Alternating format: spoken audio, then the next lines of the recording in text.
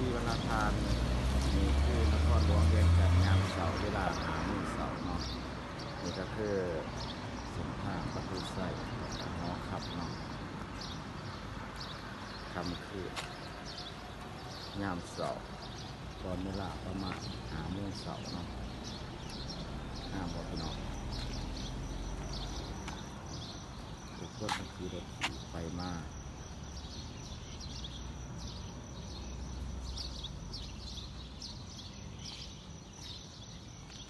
บรรยากาศงามหลายเนาะตีอากาศน้ำใส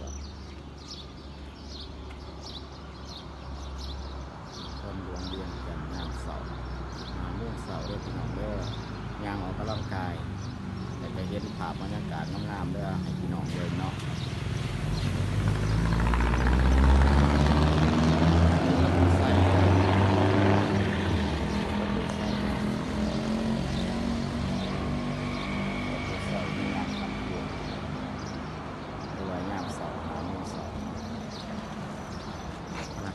ฝรั่งมีธนาคารความพัฒนาเล่าครับธนาคารโรงงานดูแทนงามหลายพี่น้องงามเสา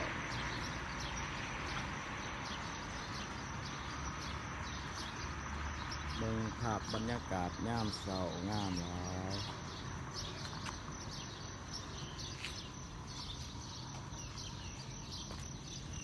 เดี๋ยวสิย่างให้พี่น้องเบิ่งเนาะ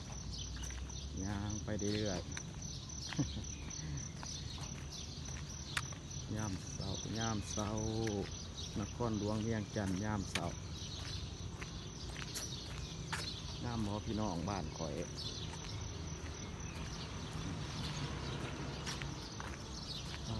งามหลาย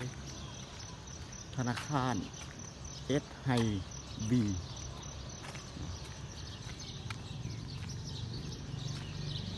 สุดงามยามเช้า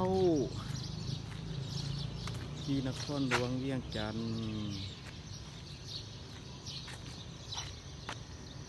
เอามุมนี้ให้เบิ่งอีกพี่น้องเอ้ยจังเป็นงามยามเช้าโมเมนต์สุดงามยามแรงเด้อพี่น้องเด้อสุดงามเนี่ยสุดงามยามเสา ที่นครหลวงเวียงจันทร์เส้นทางประตูไส้เส้นทางหอคับเนาะหน้าตลาดเสาภาพบรรยากาศงามหลายหรือว่าภาพวิดีโองามหลายเป็นภาพงามๆเลยก็อยากให้ท่านผู้ชมหรือว่าทุกท่านในเบื้องน้ำกันเนาะได้สัมผัสน้ำกันเนาะถึงว่าทุกท่านที่บ่ได้มาก็เห็นวิดีโอนี่ก็ถือว่าซ้ำได้มากตัวจริงเนาะในยามเสาร์เลย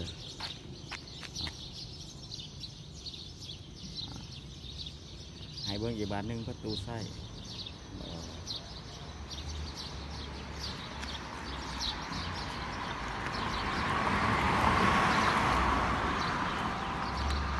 ประตูไส้ยามเสาร์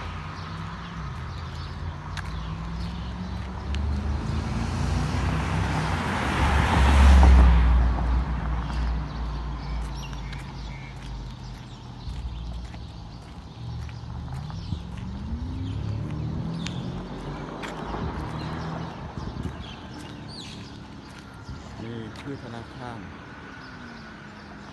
มารูฮานเจแปนสูงประมาณ7 สัตว์มา7-8 สัตว์นะพี่น้องเนาะ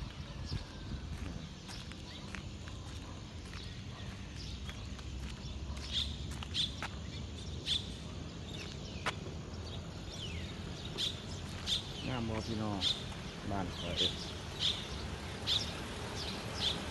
บ้านข่อยงามหลาย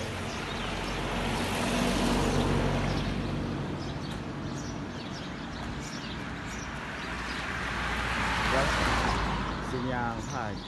ยางหอดจนแล้วหอค่ำกันเด้อยางหอดหอค่ำยามเสาร์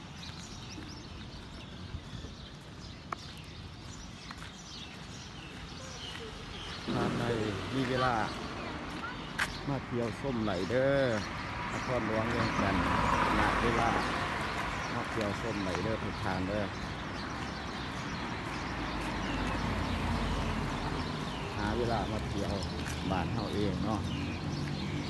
นครหลวงเวียงจันทน์ไปมากก็สะดวกสบายทางเวียงจันทน์ก็สบายเยอะเป็นทางมันกับปรับปรุงค่อนข้างว่าสิแล้วก็ได้เนาะแต่ปากเซ่หาเวียงจันทน์เนาะไปมาสะดวกสบายมาฮอดแล้วแต่มายางเที่ยวส้มนครหลวงบ้านเฮาเองนครหลวงเวียงจันทน์เนาะนี่คือธนาคาร GDB หรือว่าธนาคารรวมพัฒนาเนาะคือว่ามาบอนเดียวนี่จบเบิดเนาะธนาคารยังกระตั้งอยู่ในเบิดเนาะทุกธนาคารมันอยู่ในขอนข้างเกือบจะว่าอยู่ในมุมนี่เนาะหรือว่าอยู่ในเส้นทางนี่แหละ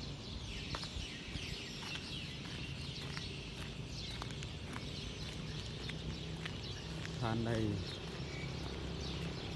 มีเวลาจะมาเที่ยวไรเด้อหรือว่าหาเวลาหาโอกาสมาเที่ยวนครหลวงเวียงจันทน์เนาะที่ว่าใครกับไฟฟันอยากมาโบท่านใดมากับโบเป็นอย่างเนาะหาโอกาสดีๆมาเยี่ยมยามบ้านเฮาเองหรือว่ามาเที่ยวนครหลวงบ้านเฮาเองเนาะทุกท่านสามารถมาเที่ยวชมได้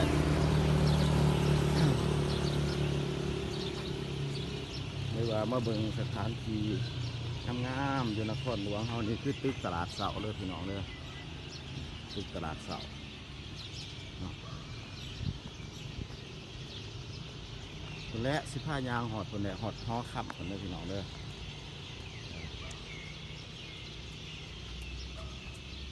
ยางไปกระเสียหอดยางไปน้ำไปสังเกตรถไปน้ำได้ตอนนี้ เพราะว่ายังเป็นเสาอยู่แต่รถพอท่านร้ายพี่น้องแถวนี้ถามว่าหอด7-8 โมงรถติดนี่เต็มถนนนี่แหละนี่คือธนาคารไอแลนด์หรือว่า ANZ เนาะธนาคารไอแลนด์ ANZ นิวซีแลนด์ ANZ เนาะ